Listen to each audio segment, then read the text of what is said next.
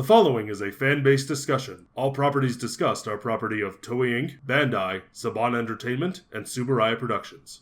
Hi, everybody. I had coffee. Hi! Talk to the Power Rangers. I know. Again. Okay. Except this time they're yellow, so it's completely different. Yes, we are doing yellows. Yellow. What is it? Key. That's the color. Amarillo. I am doing great today. I had a lot of coffee. Hi, everybody. Welcome back. We're doing another Power Rangers Top 10 this week. The Top 10 Amarillo Rangers. Mm-hmm. Do you have any honorable mentions? Wait or not, so let's get started with number 10, where we have Tanya from Mighty Morphin Power I Rangers. liked her quite a bit. She came in literally from Africa and just came into the story. Just one correction. She was Zeo, according to the Wiki. Or was she? Yeah, she was Zeo and Turbo. Oh, well, whoops. Yeah. Anyway, Tanya. Yeah, she came in, she took Aisha's place. Oh, there's a backstory there, though. And I remember because I was watching some interview where Karen Ashley, Aisha interviewed her. And they were like, they never met on set. They basically told Aisha just get out. So, like, when they were filming that scene, she basically left and Tanya's actress was coming in. And they really never met on set. Really? It's sort of messed up. Welcome to a lot of the behind-the-scenes stuff from Power Rangers in the 1990s. Yeah, welcome to Saban. That deserves a documentary in and of itself. It really does. But yeah, I like Tanya. She was, she was pretty chipper. She was useful in her own way. But she definitely did come in really out of nowhere. And that's basically because of the fact that they really just wrote Aisha out. But I liked her. Also, Karen Ashley, if you ever watch any of our videos and you want to just do a random interview with me, I'm up for it, girl. You know. Number 9, Dustin from Ninja Storm. He was the bra. He was the bro, but he was also the fun one who was the most excited about being a Power Ranger. Mm-hmm. Like, when you're a kid and you read your comic books and all of a sudden you get to become that superhero, you would lose your mind. And Yeah, that's pretty much what he did. He was fun. A lot of fun. I liked him. Number 8. Chip from Mystic Force. Same reason. Except Also, he was more memorable and he wasn't a bro. And I'm surprised he didn't mention the whole redhead thing. Damn it. There we go. Ginger power. But you don't have any more. Yeah, there's a lack of souls. Daywalker. Ginger power. He's the Daywalker version of a ginger. Ask South Park. That's literally the term they use in the episode, Daywalker. But yeah, Chip wanted to become a knight. I did not know that. That was his whole thing. And really, how'd that go? Really, thanks to Daggeron, even though he didn't become, exactly the traditional sense of a knight, he did sort of end up reaching his goal by becoming chivalrous and things like that. And I liked Chip. He was adorable. Number 7. Trini from Power Rangers 2017. The scene where they fight over the donut and the fork, it was just great. At Krispy Kreme. At Krispy Kreme because it's a special place. Very special place. Every character in that movie was so well done, and I'm so upset to hear that Saban did not renew the logo. They didn't renew the logo. They didn't do anything about the movie yet. Well, they didn't. I heard that they did. It's most likely not. It's not going to happen. I heard that they didn't renew the trademark. They didn't renew the trademark for the Which movie. is sad.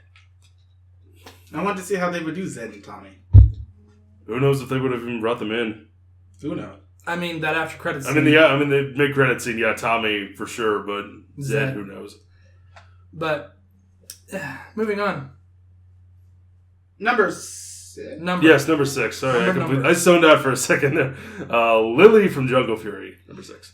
She was fun. She was the token girl, unfortunately, but she brought a lot to the role. To be fair, that's a lot of women in Power Rangers. Yeah. You're not wrong. But she was, I don't want to say the den mother kind of, but yeah, she was the calm one out of the main 5. Mm-hmm. And I don't mean calm like RJ, because that's just high. He was more relaxed. Blaze, you dead homie. He had his chair, he had his snacks, he was good. But Lily was fine. Lily was fun. Yeah, she's a pretty good character. Number 5. Pretty good. That's all you need to be on this list. It's true. Number 5, Ashley from In Space. She had a lot more, well, In Space and Turbo. But more so in space. Most of it in space. There you go. But a lot of her stuff was really integrating Andros into the team in her pants. So I'm so glad I have better control when I have water in my mouth. Good for you. Yeah, I liked Ashley. Very good for you, because I'm sitting right next to you. She was very bubbly and excitable and things like that. And I liked her character. That's going to have to be a shirt. North, east, west, and grenade. And grenade. But I liked Ashley. She didn't really bring as much to the team as I would have liked, but she brought a lot to one person. And her minutes. And that person was the leader, so that helps. Number 4, Kira from Dino Thunder. Kira. She was fun. She was everybody in Dino Thunder did not end the same way when they started.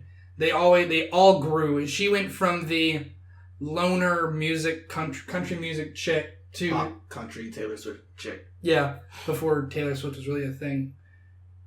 To, someone who really ended up helping that team out a lot more than she expected to. They all learned the value of teamwork. And growing just as people. Which isn't that what Power Rangers is really all about? Yep. Because they were legitimate teenagers with attitude. Yep. And I liked them. They were all fun. Mm-hmm. Number 3. There we go. Katie from Time Force. Number next. Oh, Katie. We love Katie. Katie is just great. I really wish, once again, this is mostly a thing where what they brought over from Time Ranger didn't translate. Because, one, Domon and his whole plot line with him actually getting a wife and expanding onto Gokaiger. Mm-hmm. And, his whole thing with his son. But from what we got of course, from that was Katie, well after this. Yeah. What we got from Katie, she was a good character, and I just enjoyed her a lot. Her personality was great. Throwing guys out of trucks and/or cars. That's always good. I really because you have to be nice. And not to mention, what was she? A great actor. Her actress was really good. That is not where I was going with that at all, and I'm glad I kept my mouth shut. No, she was just her actress portrayed her really well. Yeah. No, she did. That's something that will end up coming up more. Because she was a strong, independent black woman who did not need no man. Because she literally moved that couch by her damn self. If the door's not big, if the door's not big enough, she gonna stretch it. So I'm just saying, I love Katie. Katie was great.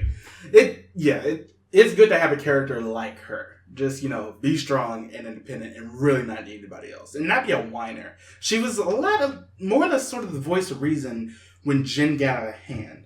Which didn't happen that often, but when it did, Katie was sort of there to, bring her back down. Yeah. And I like Katie quite a bit. When was the last time we had a strong, independent Yellow Ranger? SPD was the last time we had a strong, independent Yellow Ranger. And we didn't get much out of her. Nope. Why she's not on the list.